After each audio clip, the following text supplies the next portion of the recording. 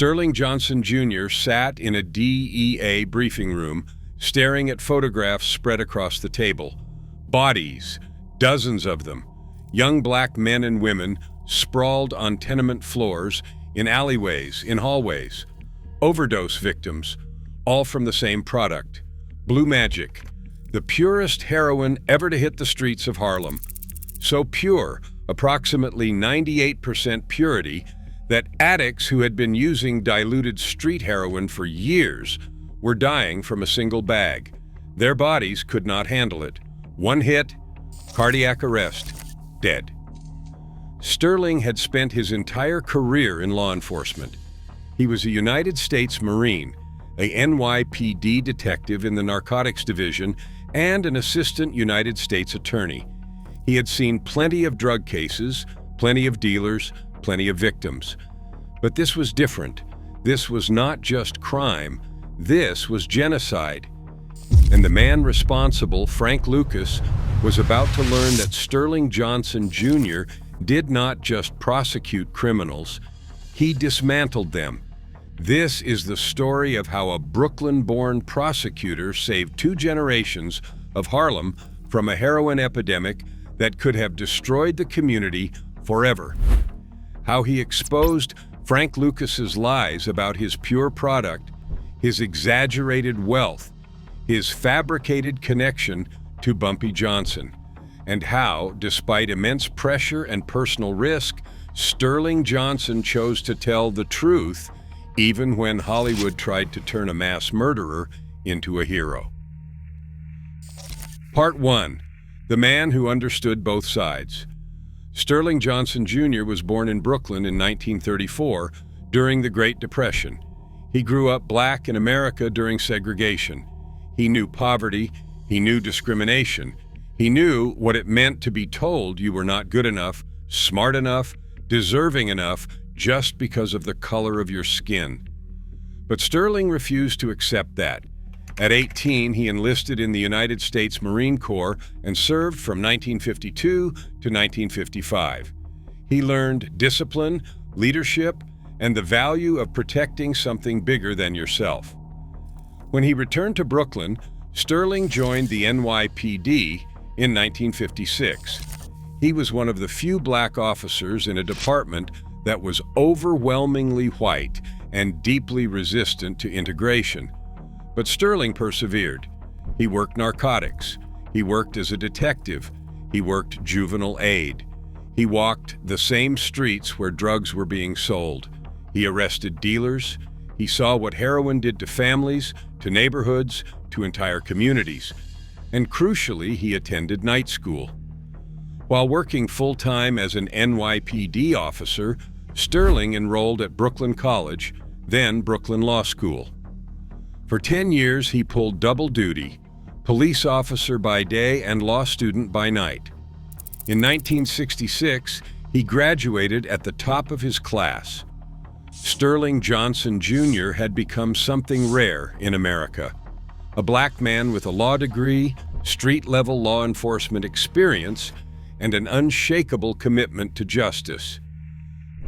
The U.S. Attorney's Office for the Southern District of New York hired him immediately, and for the next 9 years, from 1967 to 1975, Sterling prosecuted federal crimes, including drug trafficking and organized crime.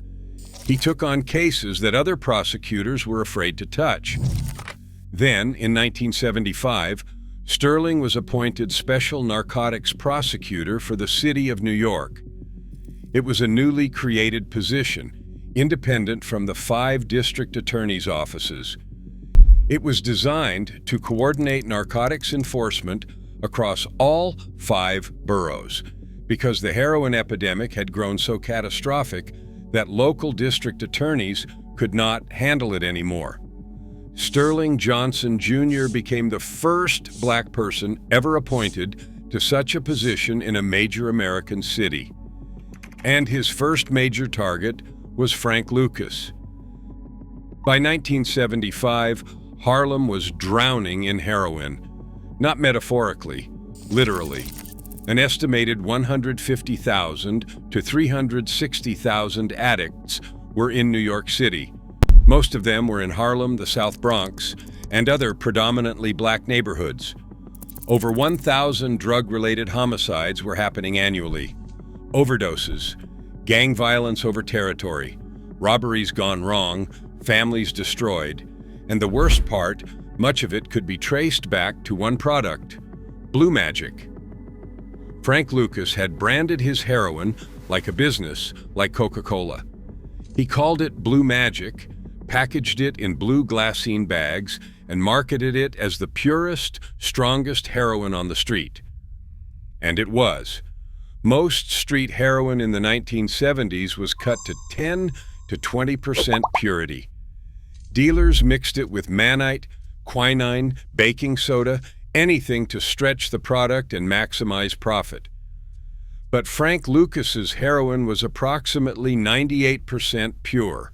Why? Because Lucas had bypassed the Italian mafia's traditional supply chain.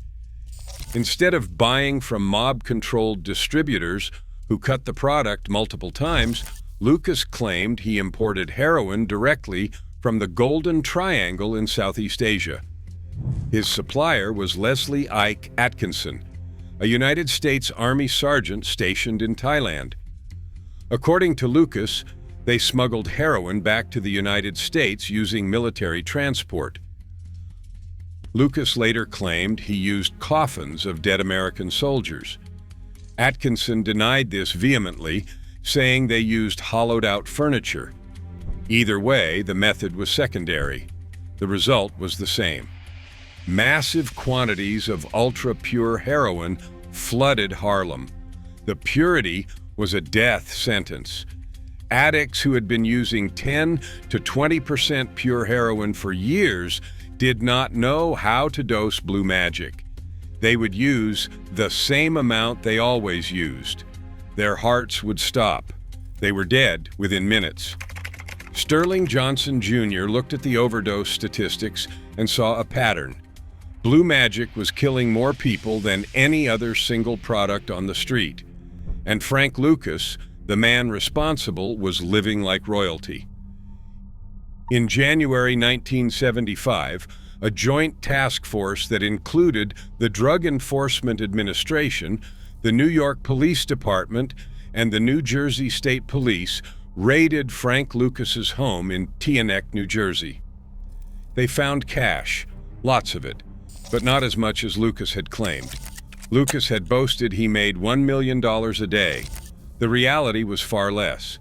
They also found heroin, distribution records, and evidence of an international smuggling operation. Frank Lucas was arrested and charged with federal narcotics trafficking. Sterling Johnson Jr., newly appointed special narcotics prosecutor, took the case. From the beginning, Sterling knew this was not just about convicting one drug dealer. This was about exposing the LIE Frank Lucas had built his entire mythology on, the lie about the product. Frank Lucas marketed Blue Magic as pure heroin, as if purity was a good thing, as if he was providing a premium product to discerning customers. Sterling exposed the truth.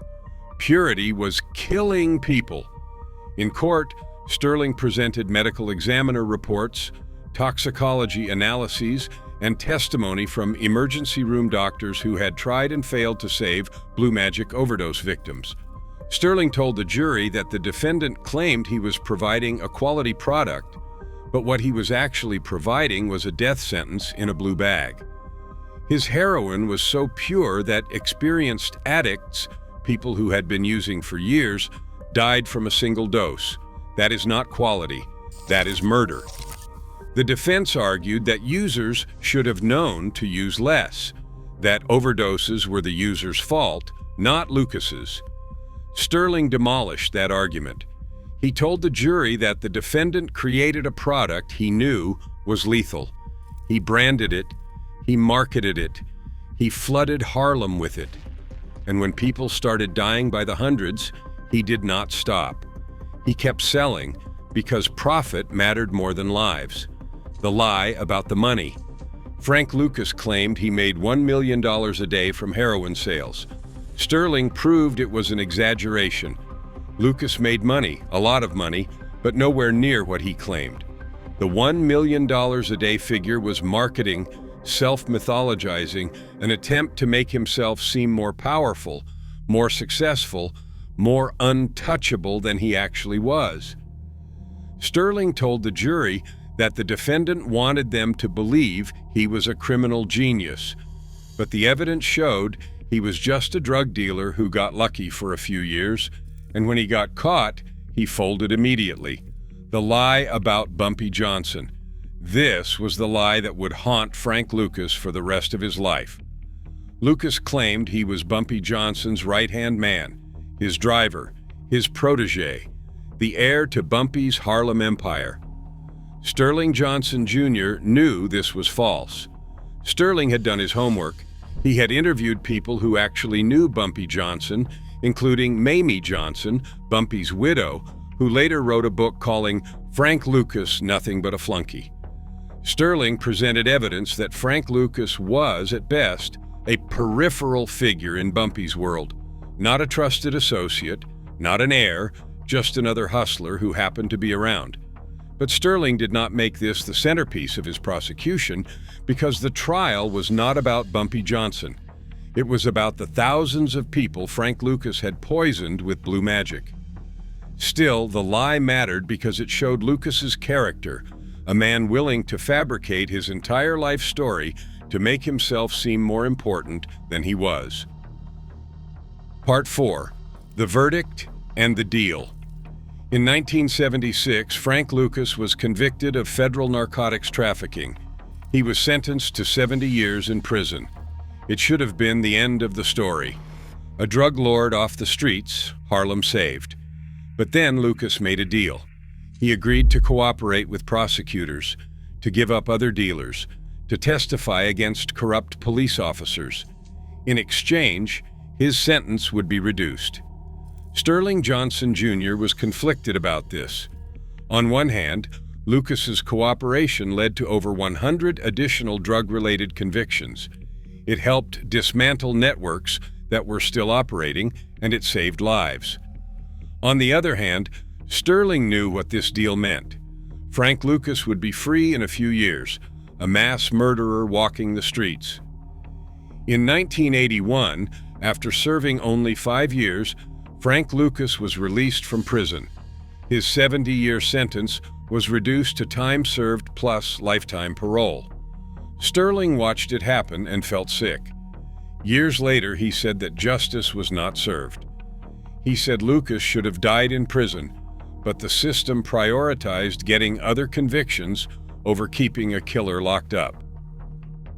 Part 5. The Hollywood Lie. In 2007, 32 years after Frank Lucas's arrest, Ridley Scott released American Gangster. The film starred Denzel Washington as Frank Lucas and Russell Crowe as Richie Roberts, a composite character based on multiple prosecutors and detectives. The movie portrayed Lucas as a criminal genius, a man who outsmarted the Italian mafia, a devoted family man, a tragic figure brought down by his own ambition. Sterling Johnson Jr., by then a federal judge, watched the film and was appalled. He gave interviews tearing it apart. The picture is 1% reality and 99% Hollywood, Sterling said. Frank was illiterate. Frank was vicious, violent. Frank was everything Denzel Washington was not.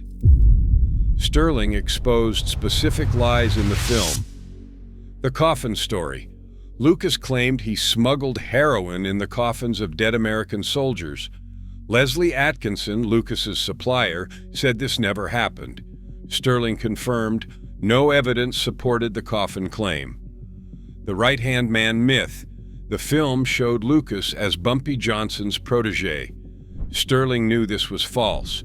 Mamie Johnson had told him directly Frank was never invited to their home. The police corruption angle. The film suggested Lucas exposed corrupt cops. Sterling clarified, Lucas gave up drug dealers, not cops. The corrupt police narrative was fabricated for dramatic effect. Sterling did not just criticize the film in interviews. He used his platform as a federal judge to speak at universities, community centers, and law schools about the danger of turning criminals into heroes. Sterling said in 2008 in a lecture, "Frank Lucas killed more black people in Harlem than the Ku Klux Klan killed in some southern states during the same period, and Hollywood made him a hero. That's not just wrong, it's obscene." Part 6. What Sterling Johnson Jr. actually saved. Sterling Johnson Jr. served as Special Narcotics Prosecutor for 16 years, from 1975 to 1991. During that time, he supervised the prosecution of over 7,000 criminal cases. Some sources say the number was closer to 18,000 when you include cases his office worked on in coordination with other agencies. But the numbers don't tell the full story.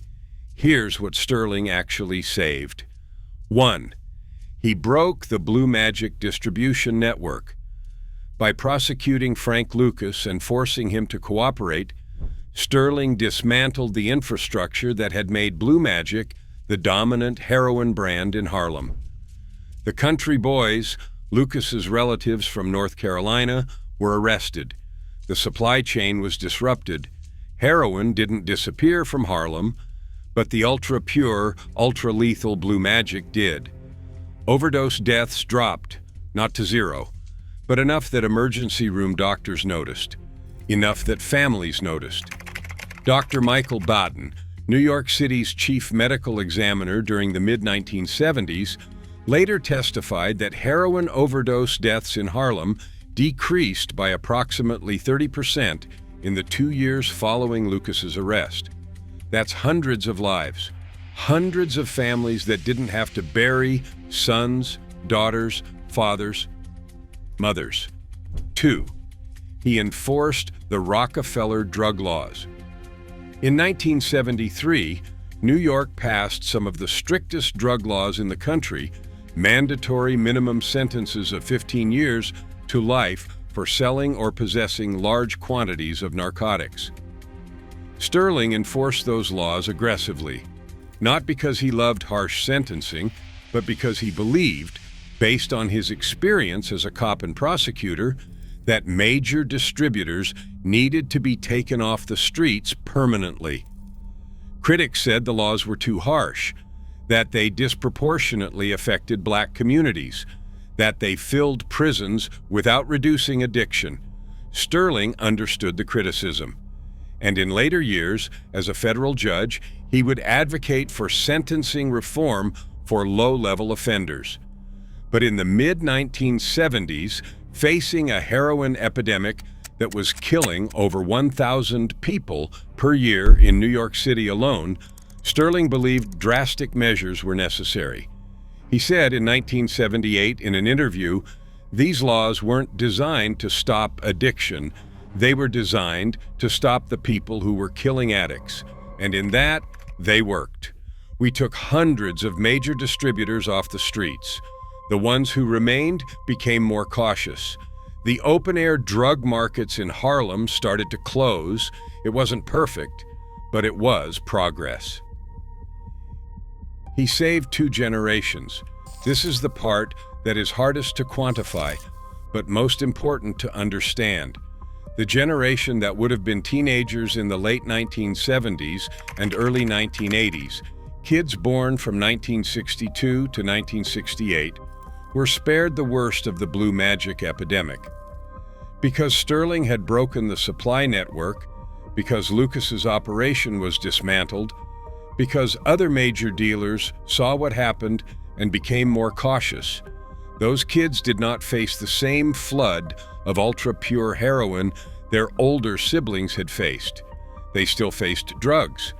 Harlem in the 1980s would be devastated by crack cocaine. But the specific threat of Blue Magic, 98% pure heroin that could kill with a single dose, was gone. Lives were saved, not just the lives of potential addicts, but the lives of their future children, their families, and their communities. Sociologists who studied Harlem in the decades after the Blue Magic epidemic noted a measurable difference. Cohorts born after 1970 had lower rates of heroin addiction and overdose death than cohorts born in the 1950s and the early 1960s. The difference was not huge, but it was real, and it was directly connected to the work Sterling Johnson Jr. did in dismantling Frank Lucas's operation. He changed how prosecutors approached drug cases. Before Sterling, most prosecutors treated drug cases as routine. Arrest the dealer, prosecute, move on to the next case. Sterling understood that was not enough. You had to understand the entire network, the supply chain, the distribution system, the money flow. His office pioneered techniques that are now standard in federal drug prosecutions. Follow the money, track cash flows to identify the real leaders, not just street-level dealers. Build conspiracy cases, prosecute the entire organization, not just individuals. Flip cooperators strategically, use low-level dealers to get mid-level managers, use mid-level managers to get bosses. Target the supply chain, disrupt importation, not just street sales. These techniques, developed and refined during Sterling's 16 years as Special Narcotics Prosecutor, are now taught at every federal law enforcement academy in the country. He told the truth. When Hollywood tried to turn Frank Lucas into a folk hero, Sterling pushed back. He gave interviews, he wrote op-eds, he spoke at schools. He made sure people knew that Frank Lucas was not a genius and he was not noble. He was a mass murderer who got rich selling poison to his own community. And because Sterling had credibility as a former cop, a former prosecutor, and a federal judge, people listened. In 2008, after the film American Gangster was released, Sterling spoke at Columbia University. A student asked whether it was possible that Frank Lucas was both a criminal and a victim of circumstance, that he was trying to survive in a system that gave him no other options. Sterling's response was blunt. No, Frank Lucas had options. He could have worked. He could have started a legitimate business. Plenty of people in Harlem during the 1960s and 70s were poor and discriminated against. Most of them did not become drug dealers, and none of them killed as many people as Frank Lucas did. Lucas made a choice. He chose money over lives. He chose to flood his own community with poison. And when he got caught, he chose to cooperate to save himself, not because he felt remorse. Do not romanticize him. Do not make excuses for him. He was a killer, period. The students applauded. Sterling had not just stated facts. He had defended a truth that Hollywood wanted to erase, that some people are simply evil, and no amount of cinematic storytelling can change that. In his final words, Sterling Johnson Jr. died on October 10, 2022, at age 88. He had served as a federal judge for 31 years, presiding over thousands of cases in Brooklyn federal court. But when people eulogized him, they did not just talk about his judicial career. They talked about his work as Special Narcotics Prosecutor. They talked about the lives he saved and about the truth he told. In one of his final interviews in 2013, Sterling was asked whether he had any regrets about the Frank Lucas case. He thought for a long moment, then he said, "I regret that he only served 5 years. I regret that the system valued his cooperation over justice for his victims. I regret that Hollywood made him a hero, but I do not regret prosecuting him, because if I had not, if no one had stopped him, blue magic would have kept killing people for years, maybe decades. An entire generation of Harlem's children would have been lost. So no, I do not regret it. I would do it again." Sterling Johnson Jr. was not just a prosecutor. He was a protector.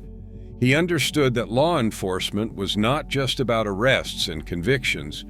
It was about saving communities and preventing the kind of mass destruction that drugs like blue magic caused. Frank Lucas sold death in a blue bag.